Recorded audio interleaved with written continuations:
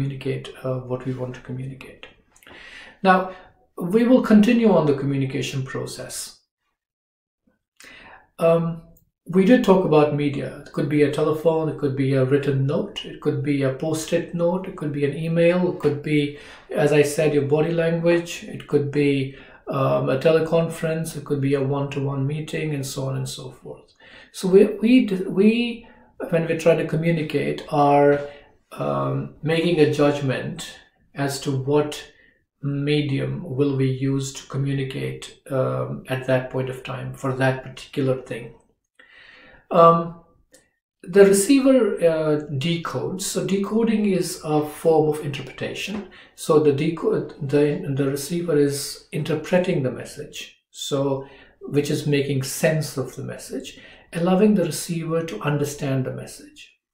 Now think of it that if the receiver has independent influencing factors, which could be, for example, emotional factors, perceptions, biases, preconceived notions, and so on and so forth, they will have, say for example, if I get a message from someone who I believe, my perception is that this person usually uses sarcasm, and there will be something in this communication to me that will be sarcastic. Now when I open the email, I will have this at the back of my mind. So when I read through the message, there might be something that pops out to me and aligns with my perception. So I'll say, hey, you know what?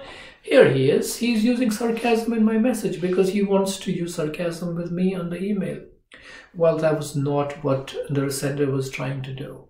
But my perception or my preconceived notion influenced me to interpret the message in a certain way.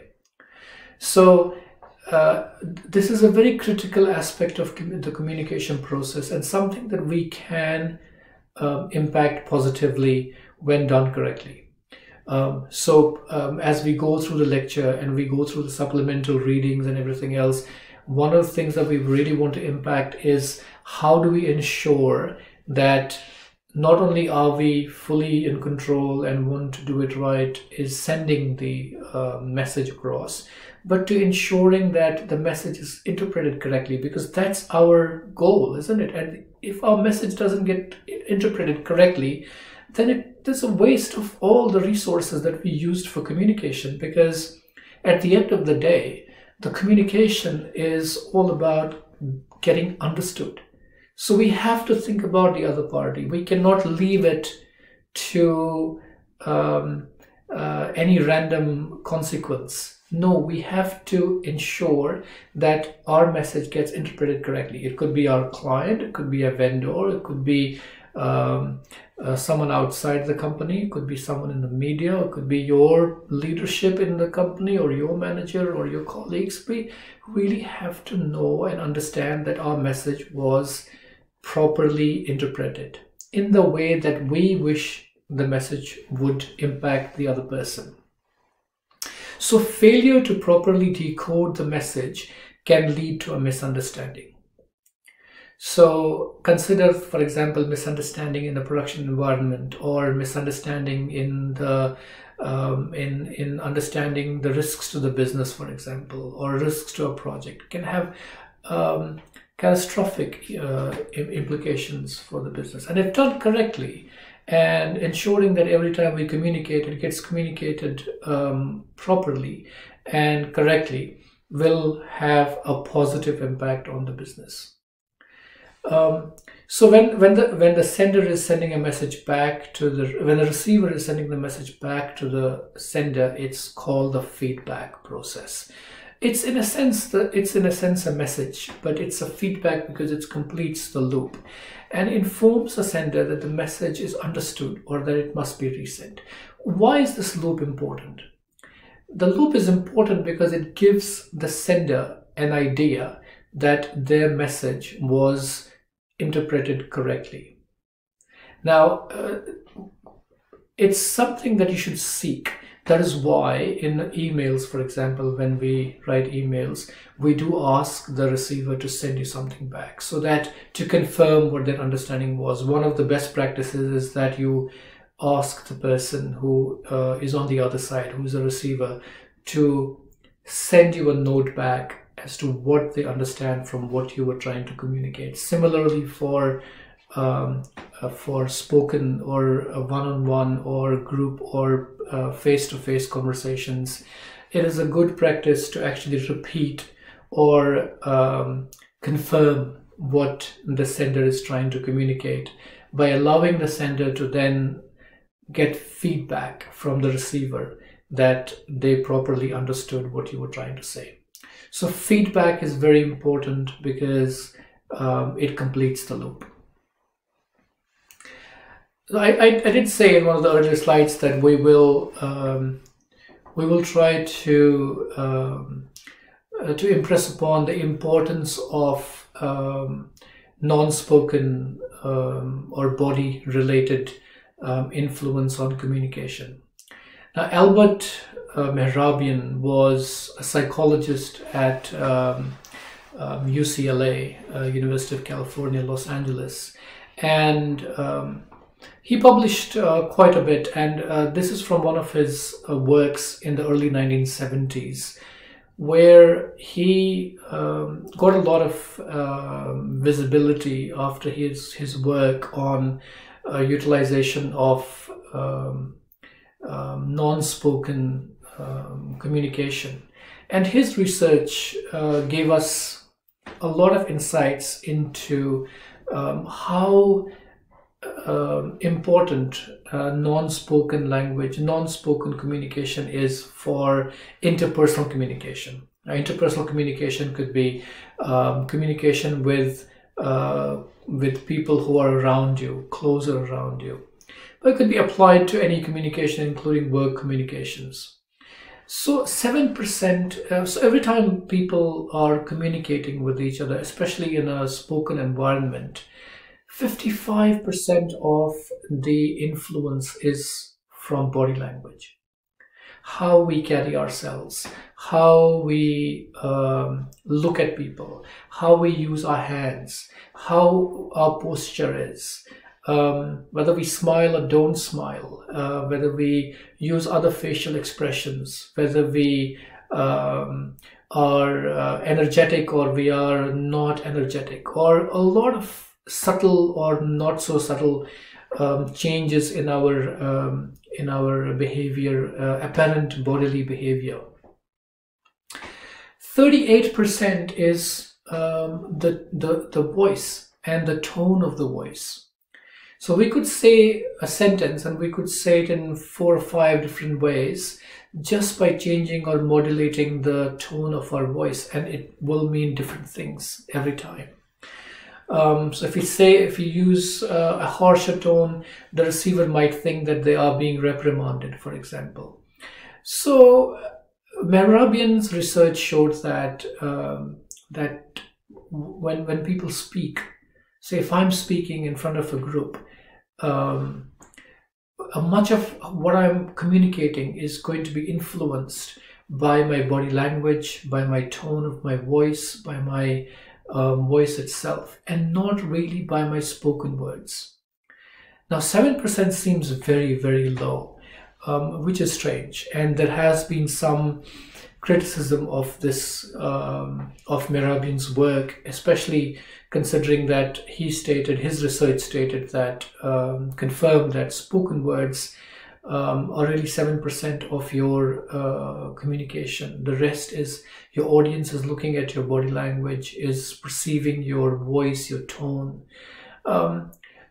I will say that maybe 7% is undersubscribed. Maybe 7% should be 10% or 15% or 20% or even 30%.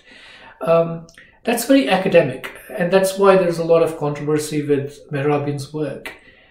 But the essence of the Mehrabian's work is that body language, and we won't get hung up on the proportions, but we know for sure, and this is not only from Mehrabian's work, but also from other psychologists who work in this area, in this subject, that body language and the modulation of one's voice and the tone of the voice has a significant impact on communication. in layman's terms, we are aware of this. We have experienced this in our school. We may have experienced it in our family, with our friends. We know that as human beings, that voice modulation or body language can have and always mean something and will have an impact on your communication. But at the workplace, especially from a managerial standpoint, to have a keen sensitivity to this fact is going to ensure that when you're communicating with your colleagues, with your subordinates, with your leadership team, for example, or people outside the company, that you ensure that your body language, your voice and your tone of the voice and any other such personal attributes are deliberate, are controlled, are prepared, so that you know that the message that you're trying to communicate is getting passed on in the right fashion. So what are the different types of communication that we use in organizations? We'll keep it very broad at this point of time, and one of the most important ones that is utilized is verbal communication. Now, we use this all the time. I'm using verbal communication at this point of time because I'm encoding my message in the words that I speak. So that's verbal communication. But it could be even written. So my slides are my written communication, and my lecture, my voice, is my spoken communication. This is all verbal communication, and this is one of the most important and commonly used communication in organizations. But over the last, let's say 15, 20, 30 years, non-verbal communication is becoming more and more prevalent and understood more in organizations. This is also because organizations are becoming more flat, organizations are becoming more cohesive. People work in groups, people work in teams, people work across cultures, people travel to different countries to work with different different cultures, different groups across different countries. So non-verbal communication is becoming more and more important. So while this was still happening, it wouldn't communicate much because we were using verbal communication a lot more than non-verbal communication. But now that we are more on video conferences and we are more traveling and meeting people in person, we are working in larger teams, we may have an open office environment where a lot of people are in the same place and they're looking at each other. So the non-verbal communication is becoming more and more important. So what's non-verbal communication? Non-verbal communication is the encoding of messages by means of facial expressions, body language, and even styles of dress. But non-verbal communication could be really anything other than verbal communication. It could be even not saying anything. So if you expect me to say something to you in response to something, and I don't say anything, even when I don't say anything and I just stay quiet and I do not even move, you might even think that that means something.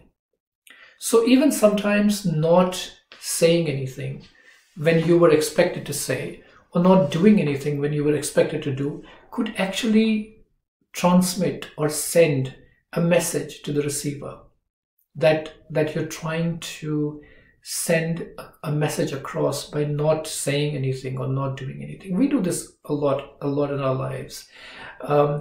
So even that is non-verbal communication, and these are the two most important types of communication that we use in organizations. One of the other things that I wanted you to go through is this theory about information richness of the communication media. So we did talk about mediums or media that we use for communicating. So there's this media richness theory. That this theory primarily provides us a framework, an understanding, as to what medium or what media should we use for a particular message or a particular information that we want to transmit. Because that we have a variety of different media available to us. We could have face-to-face communication, we could have telephone, or we could have video conferencing, we could have email, or any other written form, like for example a paper note, for example. It could be all of these, and we know that face-to-face communication will have the highest information richness, because you can see me, you can see my body language, you can see my facial expressions, you can hear me speak. And there is no interference from, for example, a static in a telephone line. I can be heard very clearly. You may even ask me to speak slowly, and you may ask me to repeat something. This has very high information richness.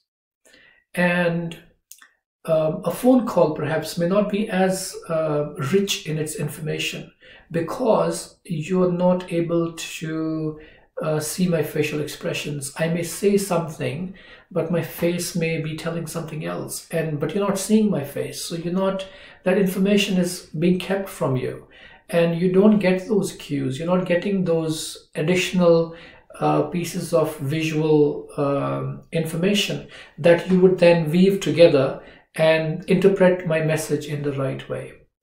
So it makes it less rich as a communication medium. But video conferencing would be better, because video conferencing brings my face, brings my body language back in front of you. Now, it may not be as information rich as a face-to-face, but it does get you a long way.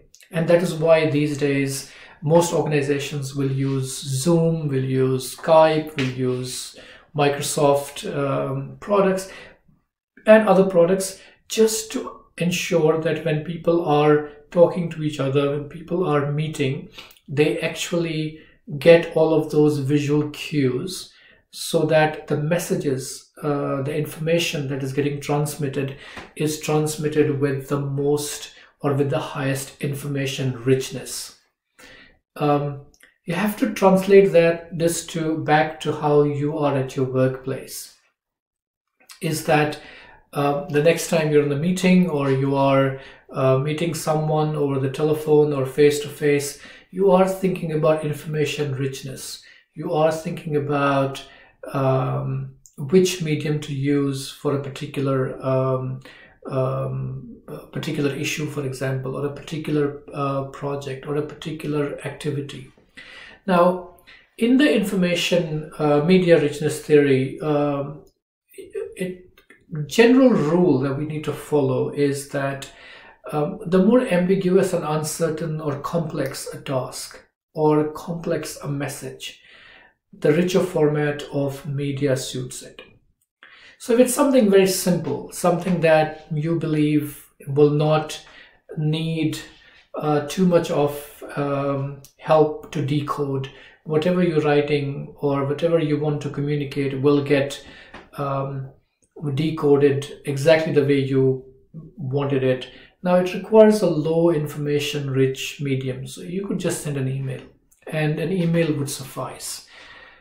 But you as a manager, if you have something more complex to communicate, or you have something to communicate that requires you believe that requires people to see your face, for example, then your receiver needs to see your facial expressions. Say, for example, if you are calling all of your staff to discuss something important, a change in the organization, for example, and you have staff around you in your workplace, and you also have staff remotely in a different country.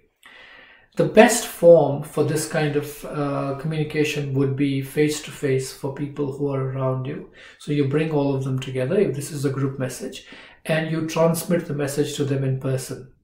Say, for example, if it's an important company news or information that has not been made public yet. This is something that you usually do in person. People have to see you. Or you do it over a video conference to staff that is remotely placed and you're not able to travel and be in front of them in that moment. But it would bring your face and your body language and your other cues, your visual cues in front of those people. From a project standpoint, if you are communicating a more ambiguous or not so easy to understand concept or process, then that would require a face-to-face or a video conferencing kind of a framework rather than email, because it would be hard for the receiver to understand it from just an email. So as a manager, again, when you are managing your area of work, you could be a project manager, or you could be a people manager, or you could be a financial manager. You have to be very deliberate and be sensitive to the communication process that you're going to start or initiate, what kind of medium you're going to use. And that will depend on the ambiguity or the uncertainty of a particular message or a task. I also will depend a lot on your where your staff is or where your receiver is, the cultural differences across where people are, and so on. And will they understand your message easily? And what available communication media do you have to transmit that message?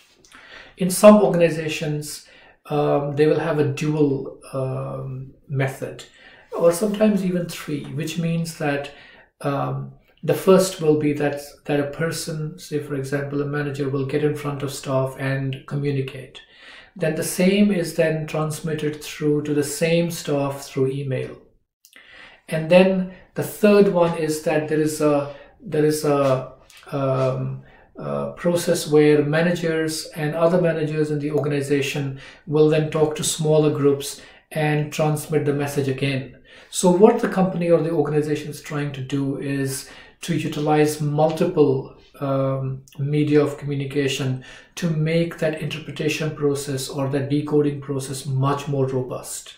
So as a manager, think of, should I use one, should I use two, should I use even three, or should I use three at different times? Should I give a gap between, say for example, my face-to-face communication and send an email 2 days later?